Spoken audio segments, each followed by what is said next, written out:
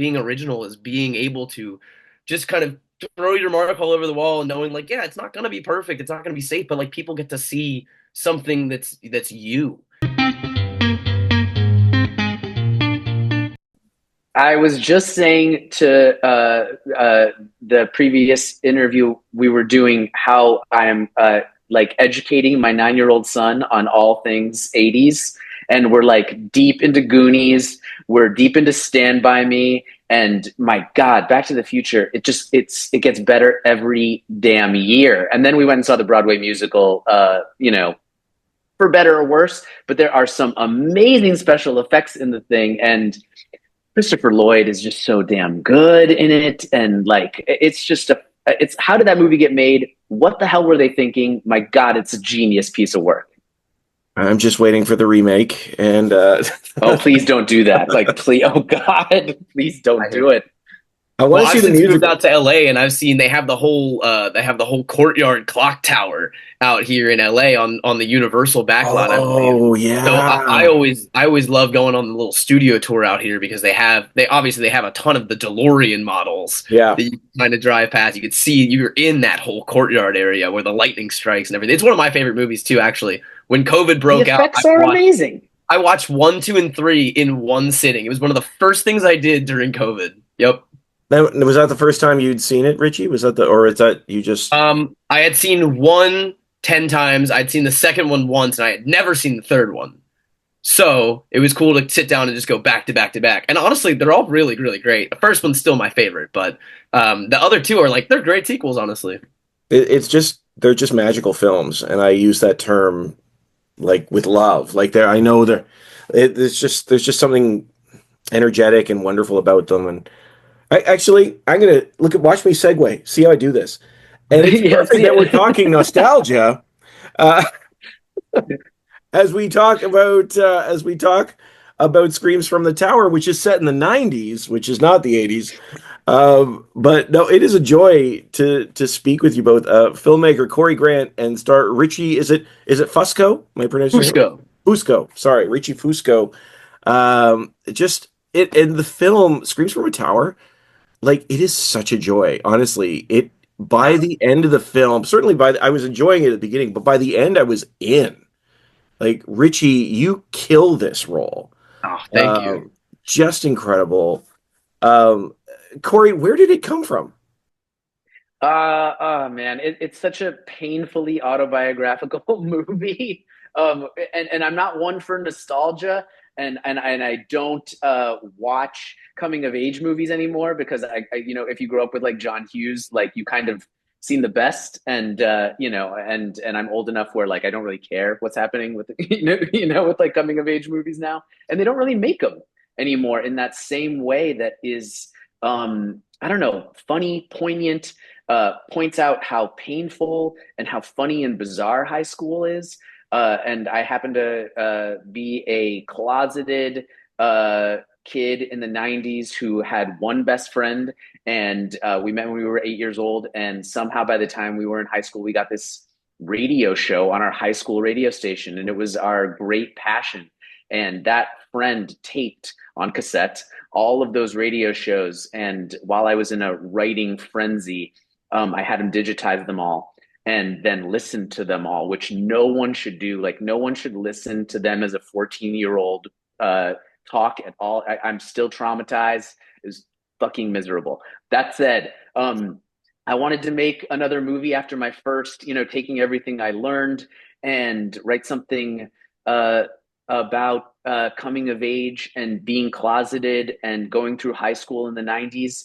And I never thought this would find funding or get made. And here we are. It's a total miracle. And to find someone like Richie, Fusco, and David Bloom to play, myself and my best friend growing up, and for them to just like leap off the screen the way they do, it's one of those things where like the movie needed to get made, and I was just kind of the vehicle to usher it in, and that's how it feels to me.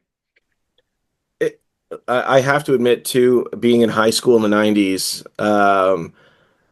like I understood this. I was there. I and it really is a weird world. High school's weird in every generation. Like you go back, you talk to people in high school in the 80s, 90s, 2000, even today, and it is just this frenetic, crazy space. And I would love to hear from you both because uh, Richie, you're stepping into the 90s here, and Cory's bringing them to life. So, what to you both defines the 90s? I mean, for Uh, me, at Go, least, Richie, go. I'm gonna go ahead. Yeah, I'm On gonna the speak from outside. all my experiences.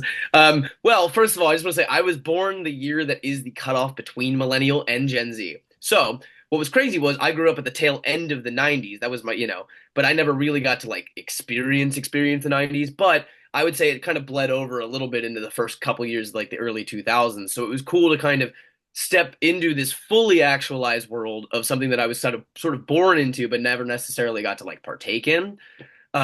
And for me, the 90s is just like I love the music out of the 90s and the fashion out of the 90s. And very much, I would say, like right now, we were talking about this all day today, but like the 90s is very in right now, like all across the board, all, sort of like all of the social world. So it's really cool that that Corey decided to go with the 90s, that it's very prevalent today. So it actually kind of feels like the 90s, Screams kind of feels like it could also be today as well. And I mean, for me, it was such a it's like a fulcrum point, in American history where we were kind of coming out of a time like, and you feel it when you watch John Hughes movies that like in 2024 can feel a little cringy. That they're like a little racist, they're a little misogynist, and if I feel like growing up in the 90s was like having all of that uh, in the fabric of your life, and then moving towards something else. Like when all our like my hero, like all I wanted to do was be Whitney Houston. My brother, very straight. His entire room was like covered in the Source magazine, and like gay people were stepping out of like being the side character in a TV show or a movie, and like slowly becoming the lead of a movie and the lead of a TV show. um, and so, not being one who's really interested in nostalgia, it just seemed like I wanted to talk to Richie's generation and the generation that's in high school now and kind of show them um, kind of where they came from and a time that was inarguably like simpler, where, someone just like called your house, left a message, and you got back to them when you were damn well ready. And there was no phone and there was no social media, and something just made it feel right to kind of talk about right now. And it's been amazing to watch like high schoolers watch the movie and to have it resonate with them. It's hilarious. Yeah. Yeah, it's funny because I think for both of you, like when we think of an era, we often define it by its music and by its Yeah. fashion and gaming and all that stuff. Tech, like it was funny, Corey, when you were first talking, when I was a kid, like I was like 9 years old this would be in the 80s. We made our own radio show and we taped it. We edited it all out, and it was just like this was the era.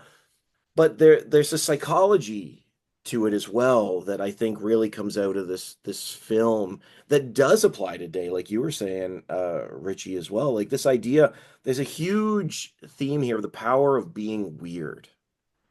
Yeah. That keeps coming up, and I would love to hear from you what what is the power of being weird?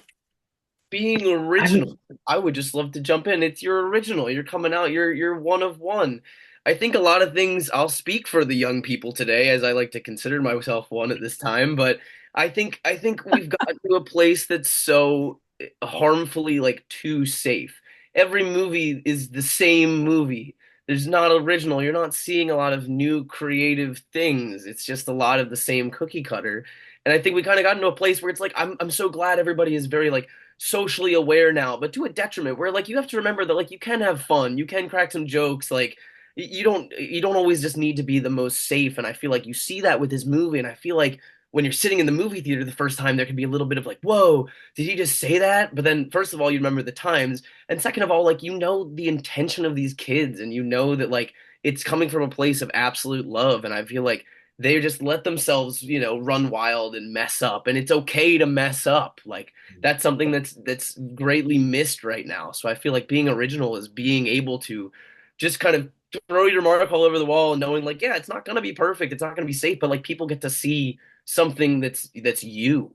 And I feel like Screams does such a good job about capturing that, and I think it's something that's not seen too often anymore. So, first time I saw this, I was like, wow, this felt cool and like original. I haven't necessarily seen something that's too like this before, and I think that's the highest compliment you can give to a movie right now. Yeah. Yeah, Absolutely. Absolutely. Well, what a boring life it would be if we didn't offend some people. Was the totally. one of the Thank interesting you. lines in this film. Very, very well said. It really is something about this that I like. These characters are wonderful. They just feel so pure as they're trying to figure out their lives. And I know we're running out of time. We're already out of time, but I would love to hear from you both.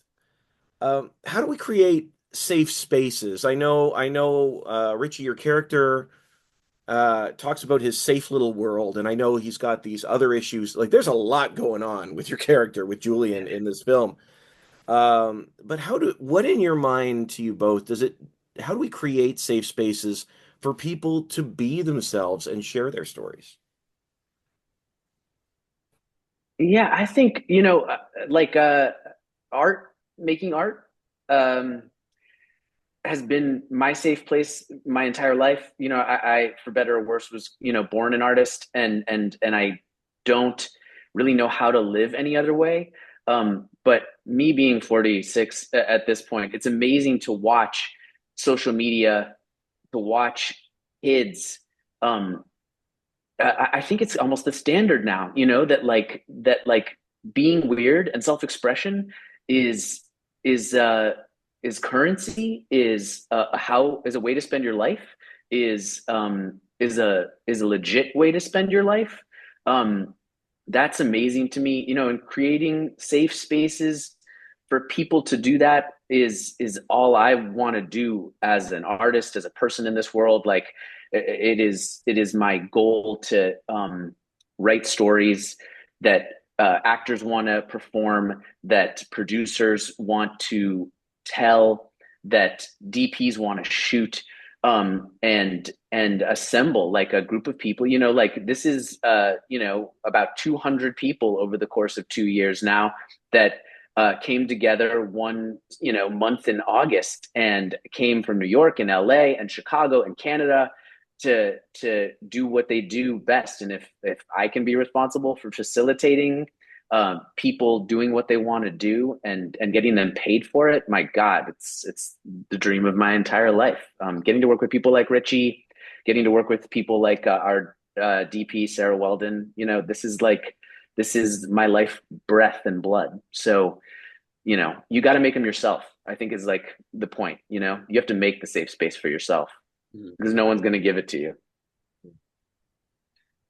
Yeah, I would just second everything you said. I think you kind of have to go out on a limb and put yourself in a space and understand how you would want to be treated and how you want to treat others, and you can kind of implement that a little bit later in life. But I feel like that kind of it all starts with you kind of just putting yourself out there. And yeah, I think the arts are definitely always a very safe space. I've always been there too, and I feel like when you have all these people that have these identities and these creative impulses, and you put them all in a room, I think you can do something really, really magical and tell a story that is sort of this culmination of a lot of different stories coming together. So I would just definitely say, put yourself out there and don't be afraid to be the most authentic version, or as much as you can possibly present to somebody else, because that's when those spaces can start to build and bloom. And buy a wig. Like go to Party City, buy a wig, and then just wear that around your house for a while. I think you'll find a really safe space there. I think you'll find Yeah, amazing things happen when you just go get a wig. yeah. Go buy yourself a wig, a Honestly, yeah, shitty don't wig. be afraid to make an ass out of yourself sometimes. Like you gotta laugh at yourself too, I would say. So that actually really helps. Yolanda would be proud. Thank Uh, you. Amen. Honestly, thank you both so much for your time. The film is great. Golden mics all Thanks, around. Scott. Hey, Really appreciated the film. Have a great day. sweet. Thank Thanks, you, man. man. You too. Thanks so much. Bye bye.